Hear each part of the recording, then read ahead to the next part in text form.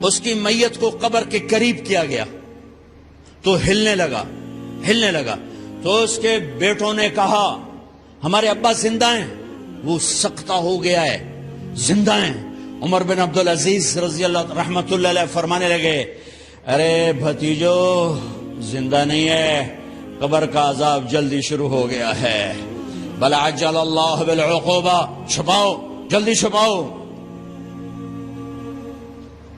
عمر بن عبدالعزیز جس تخت پر بیٹھے اس پر سلیمان تھا، اس پر ولید تھا، اس پر عبد الملک تھا. ان تینوں نے اپنے من کو راضی کیا، عمر بن عبدالعزیز نے اپنے رب کو راضی کیا.